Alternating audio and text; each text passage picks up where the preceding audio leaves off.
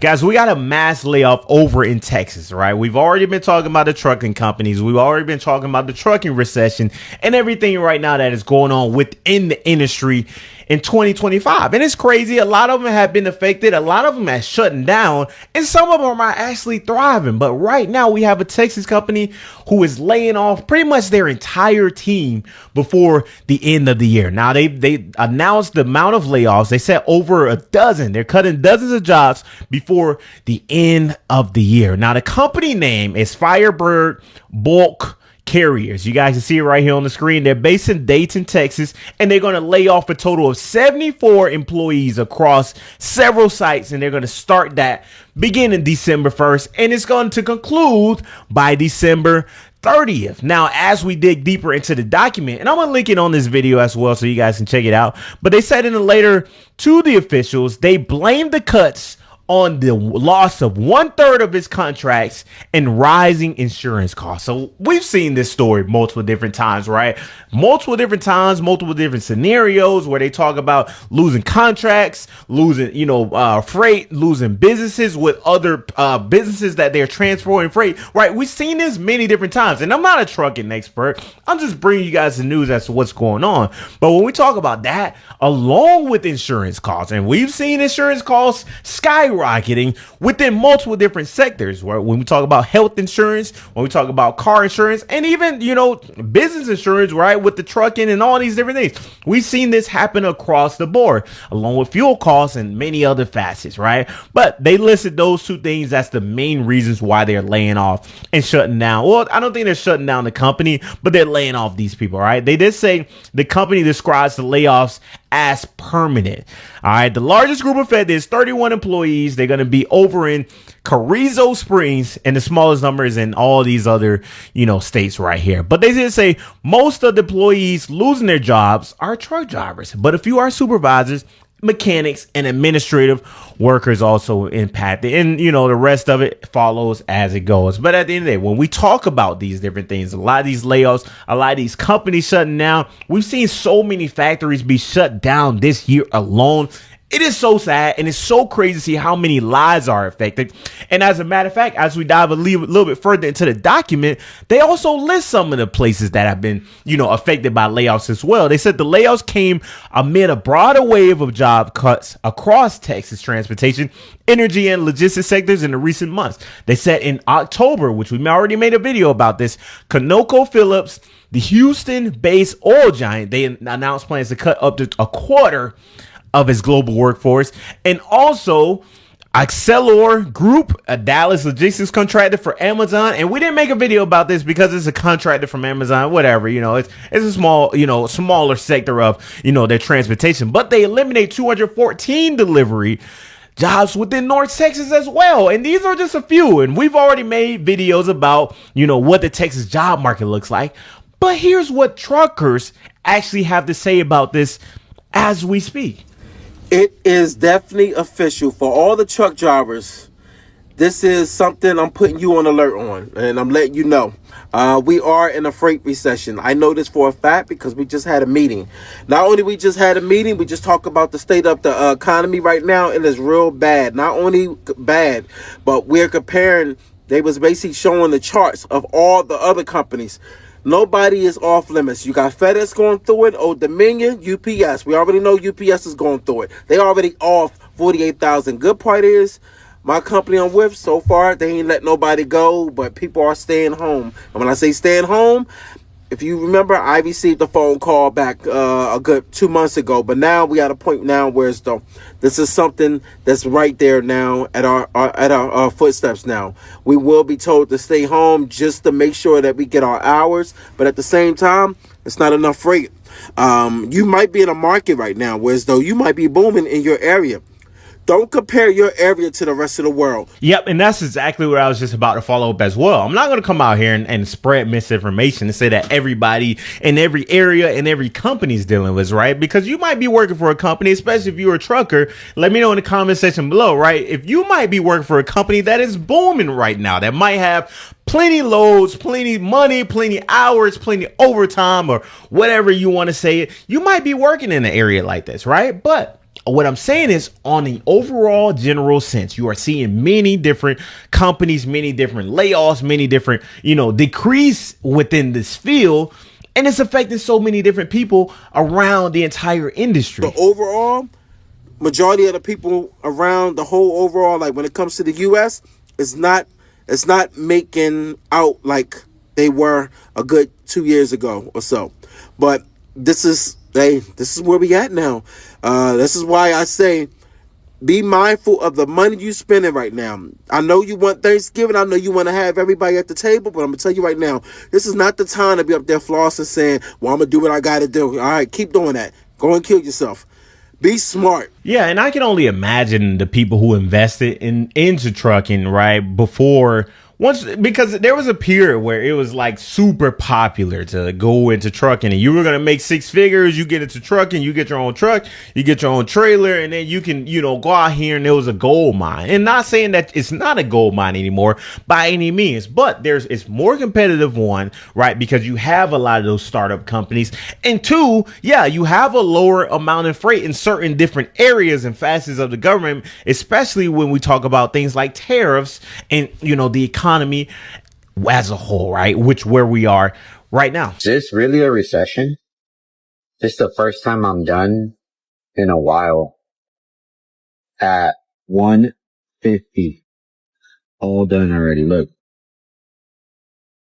I think people are really struggling, and it's showing. Look at my truck. Those are all pickups. Usually I'm done like at 7, 8 o'clock at night. And this was like this yesterday. So I don't know what's going on.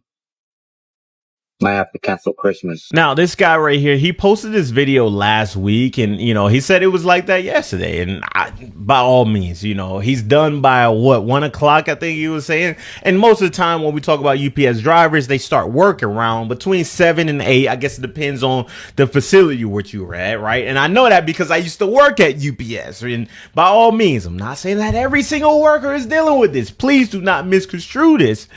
But on the whole, to see where we are right now, today is November 17th, and to see this is looking like this 2 weeks ago, we can only conclude and we can infer and make an inference that, yes, this is November. We are in the holiday, pretty much in the holiday season. People are not spending money like how they were in previous years. This is what we are. Like, we got to be real and say it what it is. And, when I come out here and I see videos like this, and I see Trump on the flip side, he's saying, as the job market is unfolding, right? I got to add that extra context as well. I come out and see videos like this where Trump says that we don't have talent in America. So he's trying to import talent from China. I think it was like 600,000 students from China. He was trying to import them over to America to fill certain talents. Let's check this out. If you want to raise wages for American workers, you can't flood the country with tens of thousands or hundreds of thousands of foreign workers. You also do have to bring in talent.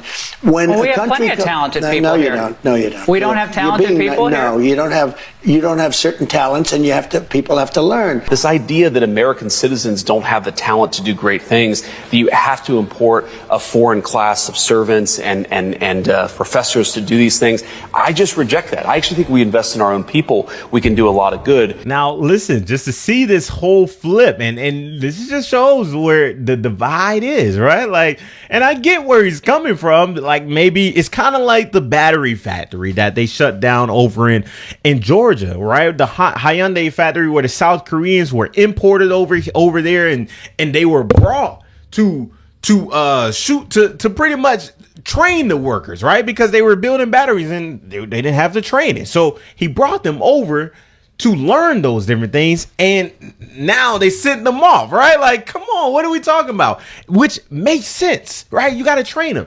But on the flip side, you got JD Vance who's saying, oh, no, we don't need the servants. We don't need those peasants, right? Like, those are the words that JD Vance decided that he wanted to use, right? Like, come on, this is what I mean when I say, like, the divide, the division, it is so bad to the point to where they're not even on the same page, and everybody's just talking and pointing the fingers, and then when it falls back on them, it's like, This is what it is. But anyways, I got more stories about the job market. Let's dive into it. I just got rejected from an internship that I interviewed with last week, and they sent me the rejection email at 11:30 last night. They just said, oh, we found someone with more qualifications, but we'll keep your file on record or something like that. When the fuck did I give backup? Like, I don't want to work for y'all anymore. Also, is this not an internship? Like, why are you looking for experience? This is where I get the experience. Yep, and she's a backup in the job market. What? So I'm a technical recruiter, and I have lost my job 3 times over the last year and a half. I've essentially been unemployed for the better part of a year and a half now. And I'm getting to the point where I'm just really struggling to keep on applying to jobs and not hearing back from like 90% of them, and then making it through interviews just to like get rejected. And I keep thinking like, oh, I need to change my career path. I need to figure something else out. And I just don't know what to do, because I want to make enough money to like comfortably live my life in San Diego, but I just don't know what the fuck I want to do. What are people doing? How are people getting jobs in this job market?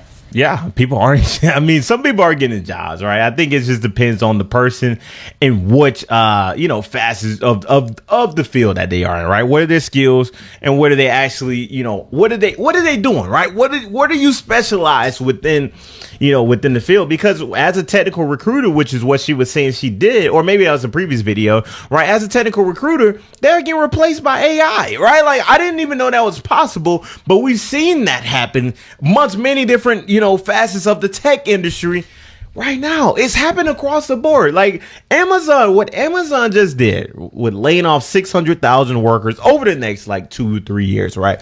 With that announcement alone, that has led so many companies around, whether we talk about, tech companies or just regular companies as a whole, that has opened the door and opened the floodgates for so many people and companies to just flood in and do mass layoffs with whatever role they want to. Because with Amazon, they announced that they said specifically they were trimming the fat from all of the workers that they hired during the pandemic time. And we know it. That was a booming time for the tech industry. So now they are trying to cut it back.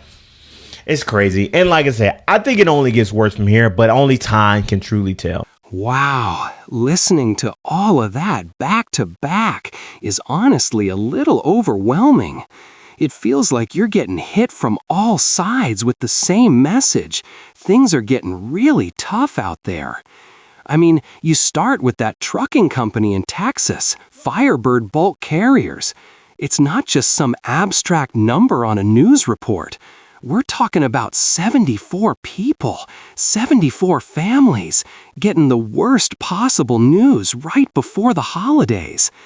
They say it's because they lost a huge chunk of their contracts and insurance costs are skyrocketing. That part about insurance really hits home because, let's be real, whose insurance isn't going up? Car insurance, health insurance, it feels like everything is squeezing you dry. So when a whole company has to lay people off because of it, you realize it's not just a personal problem, it's a systemic one. Then you hear directly from the truckers themselves, the guys actually living it. One of them straight up calls it a freight recession. He talks about getting told to stay home because there just isn't enough work to go around. His warning about Thanksgiving and Christmas spending, man, that's real talk. It's not the time to be flossing, as he put it. It's the time to be smart and careful. And that UPS driver's video was just jaw-dropping. To be done with your route by 1:50 in the afternoon in mid-November, that's supposed to be their Super Bowl season. It's a crystal clear sign that people are cutting back big time. If packages aren't moving, it means the economy is slowing down, plain and simple. It's like watching the dominoes fall in real time. And it's not just blue-collar jobs either. That's what's so scary. You hear from that technical recruiter in San Diego, a professional in a booming city, and she's been laid off 3 times in a year and a half. She's questioning her entire career path, wondering how anyone is even getting a job right now. It really makes you think about all that talk a couple of years ago about the Great Resignation and how workers had all the power. It feels like the tables have turned so fast. And that young woman looking for an internship who got rejected for not having enough experience, it's just a perfect example of the catch-22 so many people face. How are you supposed to get experience if no one will give you a chance to get it? You can just feel the exhaustion and frustration in their voices. Then, to top it all off, you get that clip of the politicians. It's just jarring.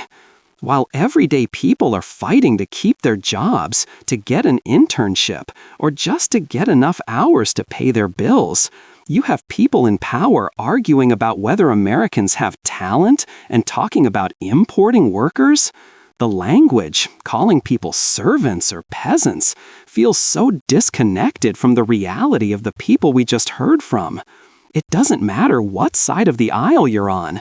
It just feels like they're having a completely different conversation than the rest of us. It's a mess. It really feels like a perfect storm of a slowing economy, rising costs, and a job market that's just getting more and more competitive and unforgiving. You just hope that everyone out there can find a way to hang on.